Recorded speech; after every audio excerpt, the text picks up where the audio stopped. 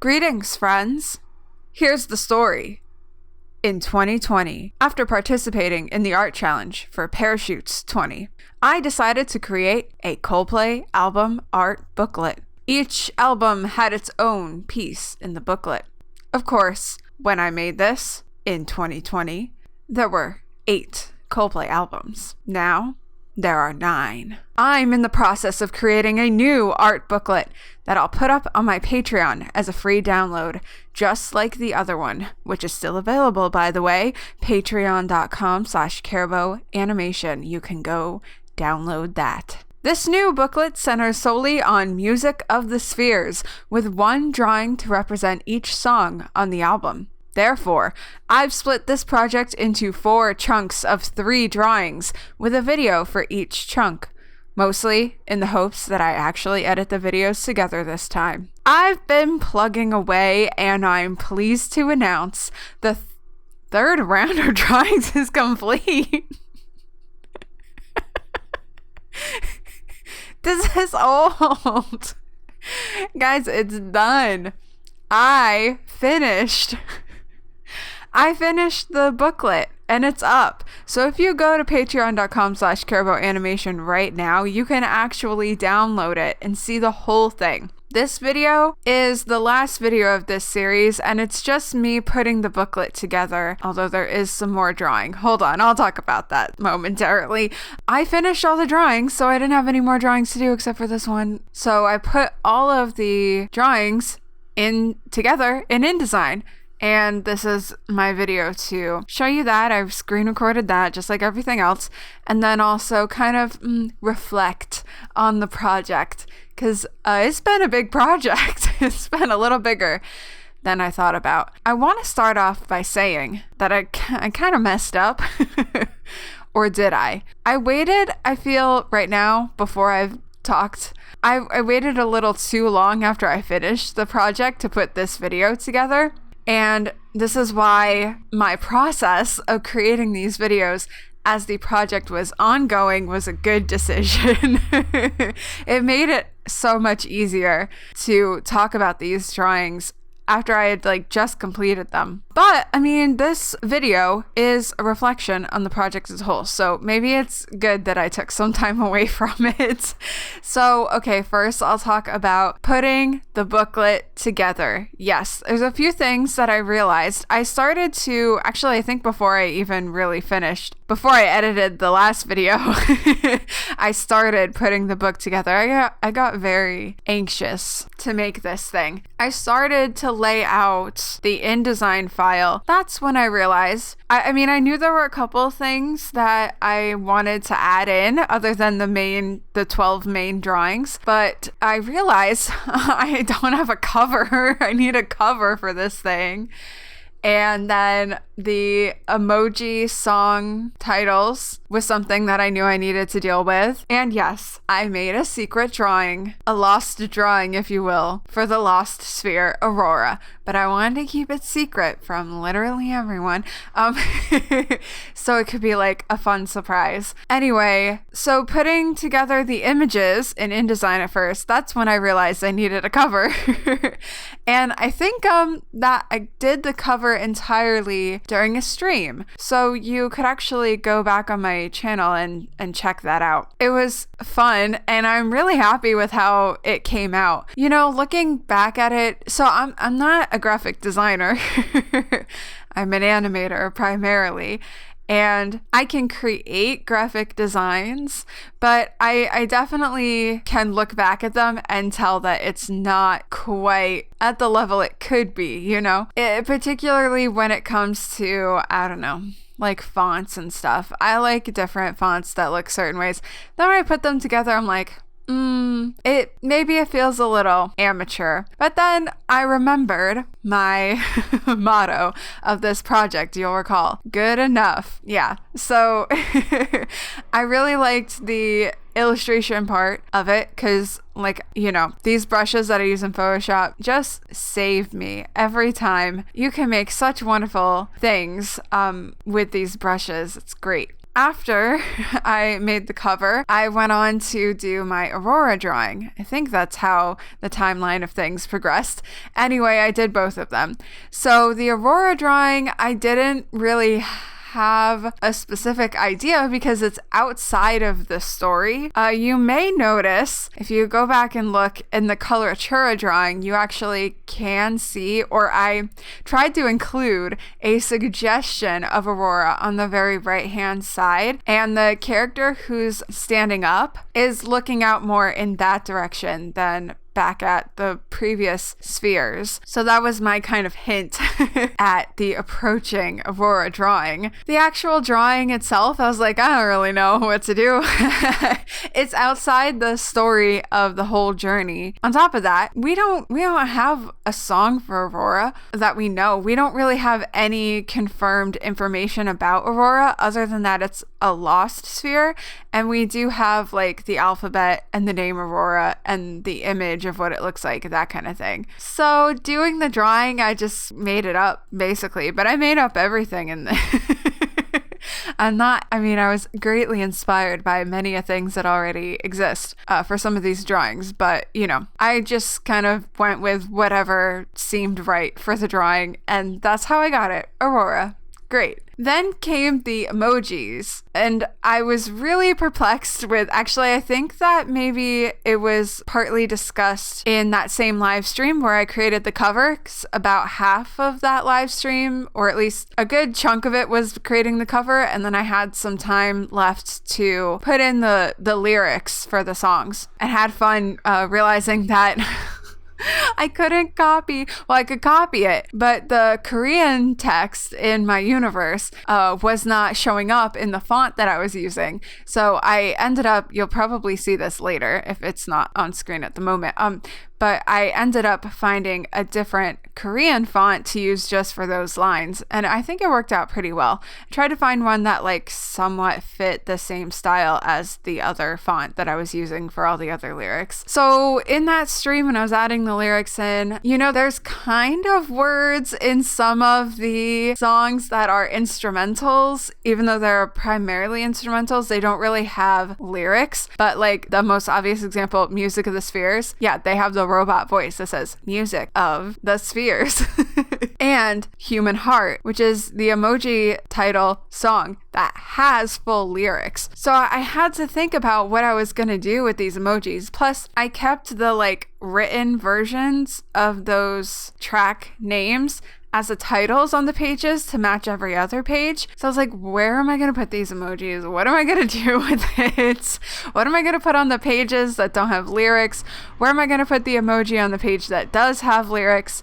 And what I ultimately ended up doing was putting the emoji right in the middle of the page and setting up, I figured out by Googling how to align the text, or like kind of use an image to cut out a hole where the text cannot be in the text boxes. And of course, there's 2 text boxes per page and they're linked from left to right. So everything that I put into the left, anything that's over outside of the bounds of that left box will go into the right box.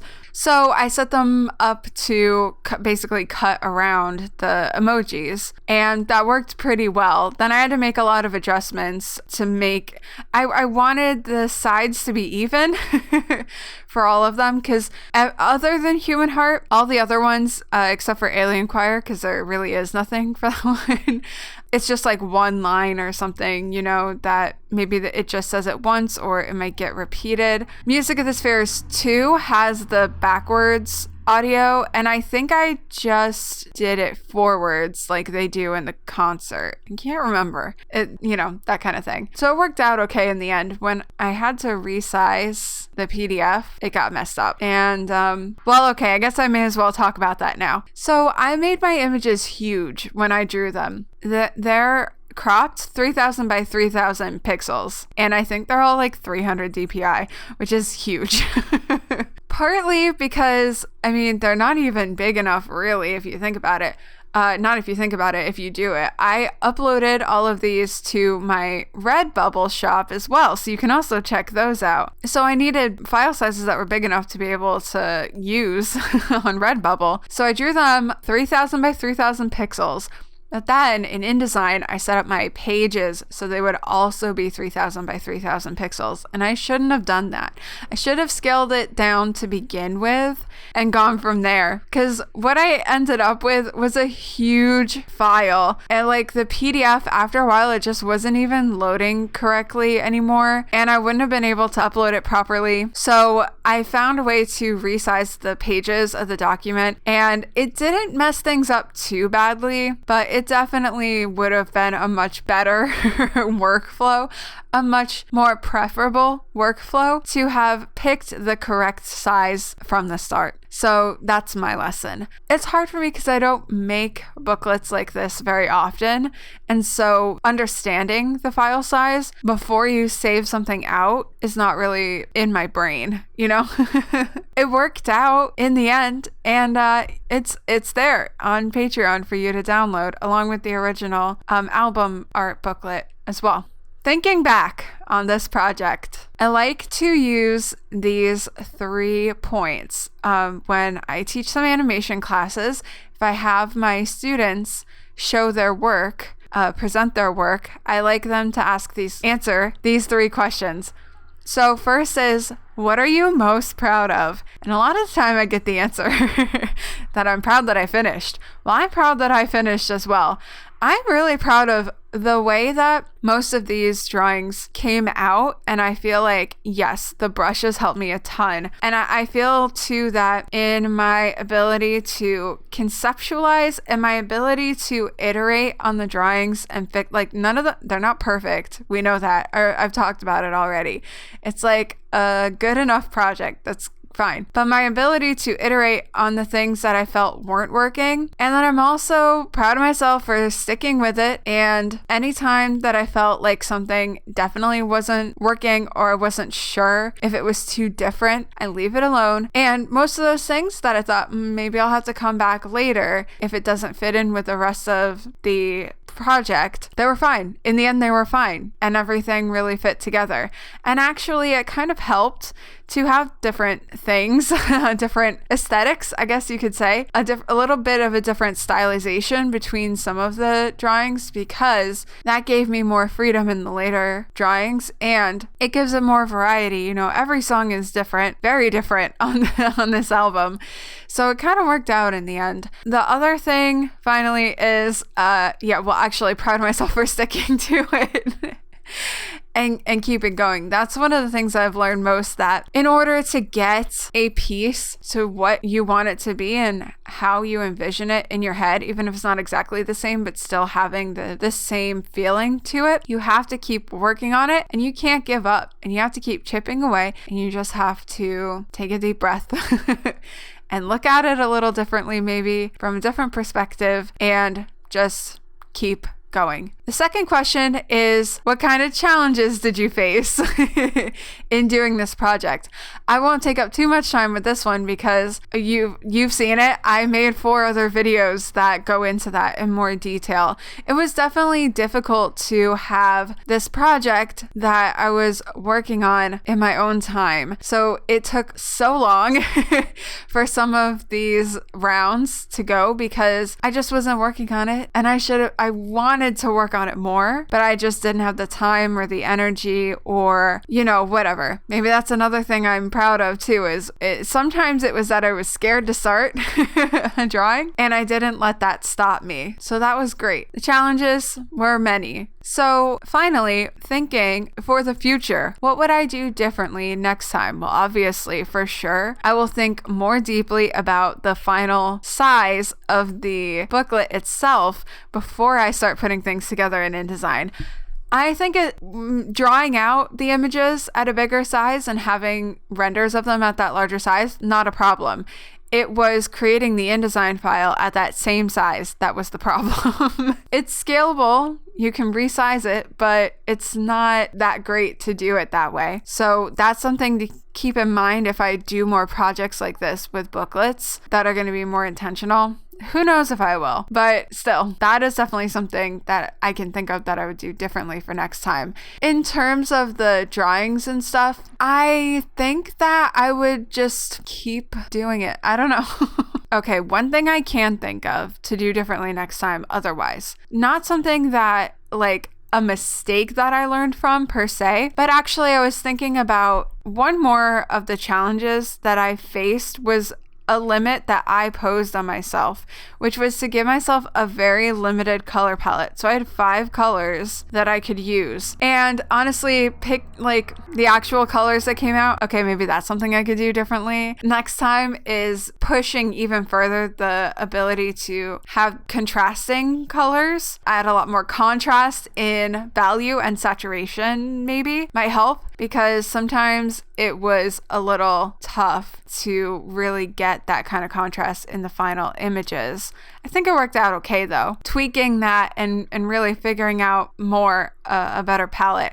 But the limitation itself, like I said, I posed that on myself to help everything feel consistent, and I think it did. I would like to continue, if I do a project like this where it's multiple pieces of a larger thing, I think it's fun to have those limitations. It's creating a challenge, but in an exciting way. So that could be cool if I do another one of these booklets, especially for like a Coldplay thing. You know, I did try to have some consistency with the character and stuff too. I didn't really place a specific limitation on myself with that. It's not like the character had to be in there or I couldn't include other characters, but maybe thinking of other things that I could do. You know, I use different brushes here and there. Maybe all of them could be the same brush or something like that. Something where there's one feature of it that is in every single piece of the entire project. I think that's a really fun challenge to place on yourself, especially for something like this where it ultimately doesn't matter.